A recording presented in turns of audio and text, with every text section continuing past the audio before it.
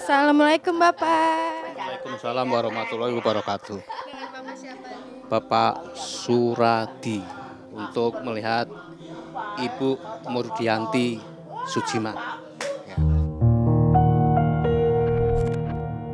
Inilah kisah Murdiati alias Jiman, seorang nenek 77 tahun asal Kelurahan Pisangan Ciputat Timur, Tangerang Selatan. Meski sudah sepuh dan tak bisa leluasa bergerak, nenek Jiman masih cukup aktif. Setiap orang yang berkunjung ke rumah selalu disambut ramah. Namun di balik senyuman dan tawarnya yang membuncah di wajahnya, nenek Jiman menyimpan cerita yang amat pilu.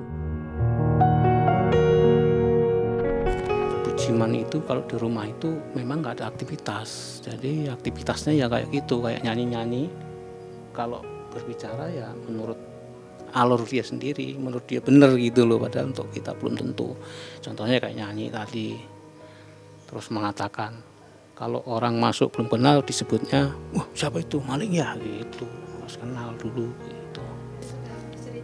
Cerita sendiri tanpa harus kita tanya, dia udah cerita sendiri.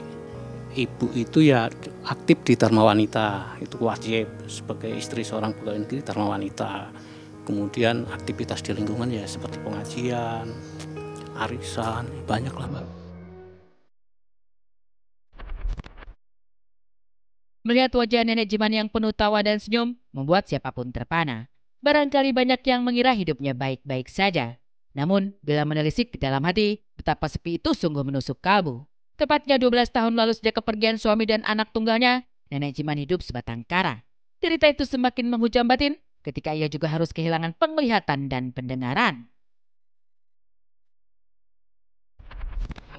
Cirian, ora bisa apa-apa, ora bisa baca, mata ora weruh, cicak.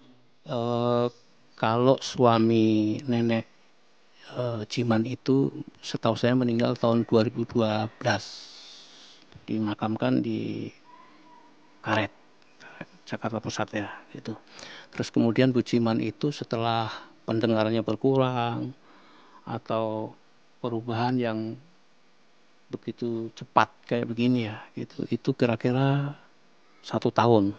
2001 saya pindah sini, kita udah kenal, tapi beliau nggak separah ini. Beliau masih bisa jalan, bisa komunikasi, bisa ngobrol sama kita. Miris gitu ya, kasihan gitu ya. Karena itu ya artinya dia kan tinggal sendiri di rumah. Suaminya udah meninggal, putrinya satu-satunya meninggal, dan kayaknya saya nggak tahu persis ya keluarganya ada nggak, tapi kabarnya ada di daerah TV, tapi kok tidak begitu perhatian gitu ya.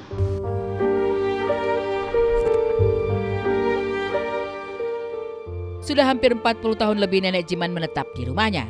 Namun baru 10 tahun terakhir, rumah tersebut tak dibiarkan berantakan, tak terurus lantaran keterbatasan penglihatan dan pendengaran. Andai tak dibantu ketua RT dan warga sekitar, barangkali nenek Jiman hidup di dalam gelap gulita tanpa penerangan cahaya sedikit pun.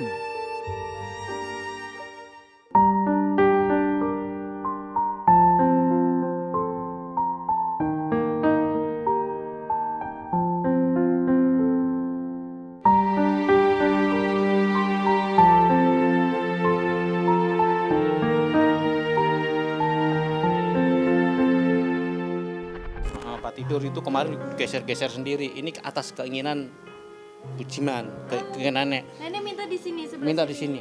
Saya rubah, saya jemur, tarik lagi, taruh lagi gitu. Pokoknya ya inilah gitu. Keinginan Bu Jiman.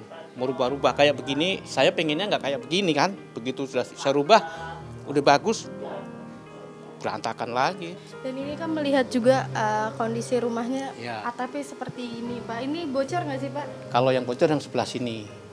Ini kalau terus ini bocor nih sebelah sini. Berarti kalau misalnya deres langsung bocor. Bocor. Ini bekas-bekasnya ada itu. Nah kalau bocor nenek gimana Pak? Kalau bocor kan tidurnya di sini. Ini Bu Jiman di tempat tidur ini. Ini kalau pagi ya saya harus pel dulu supaya nggak kepleset. Nah itu ada ember. Ember itu kenapa tumpuk situ? Supaya tidak dicuri orang menurut ibu ini. Oh sering dicuri? Ya sebenarnya enggak, ini bahasa dia tadi kan bahasa maling, kalau kaget maling ya pasti gitu. Tuh, maling lewat jendela padahal nggak ada maling gitu. Gitu. Ini kan dapurnya Bu Jiman ini. Ada dapur. Ini aslinya dapur, itu lemarinya. Tuh, ini kompor. ini kalau masak di sini gitu. Tapi setelah suaminya dan anaknya meninggal, sempat terbengkalai nggak nih? Setelah enggak, berantakan ini kira-kira 2 tahun. 2 tahun. Artinya ya pengaruh fisik gitu, kebingungan, yang tadinya mata ngeliat jadi nggak lihat gitu. Ini juga saya bersihin. Jadi ini kamar mandi. Sono kamar mandi kedua. Ya. Ini berarti nenek masih mandi di sini? Masih mandi, yang nggak tahan itu kalau buang air besar terus suka berantakan dari sana kemari.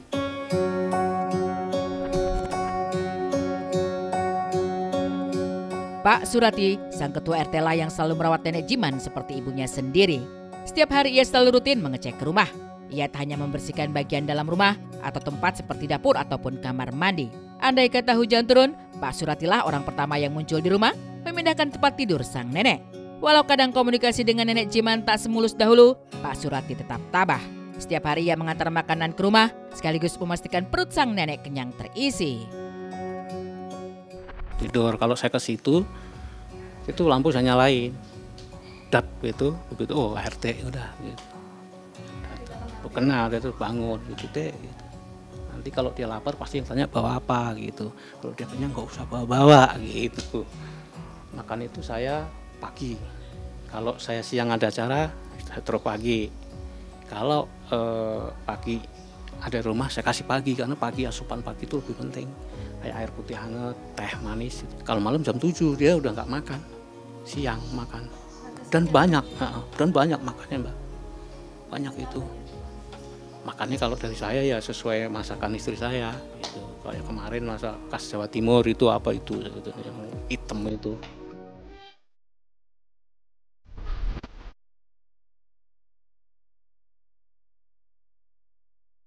Kapan derita ini akan berakhir? Kapan kesepian ini akan berlalu? Nenek Jiman hanya mengadu dalam hati. Dengan fisik renta dan ingatan yang mulai beringsut, ia harus tetap tabah. Sesulit apapun kondisi, akan dihadapi.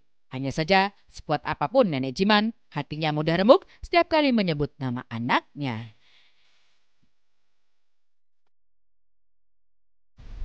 Ora sapu gawe kamu dah duit, dalu-dalu kowe maraku. Capek aku. Ora tindak cukup barang. Keluarga yang lainnya belum ketemu. Nanti saya ada rencana ke Selipi itu masih adakah gitu pertanyaannya.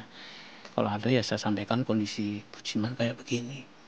Ya kalau setiap keluarga pasti saya jamin itu pasti pengen ketemu, hanya kondisi Bu Jiman kan seperti itu. Bagaimana berpikir saudara gitu, ngomongnya aja naik turun gitu. Kecuali konsisten, normal gitu, pasti kalau kita cerita anak pasti nangis lah. Dari kisah nenek Jiman, seperti apa juga kisah bocah 11 tahun yang viral karena pandai mengalun lagu-lagu lawas dan merdu? Saksikan sesaat lagi hanya di Insert Investigasi.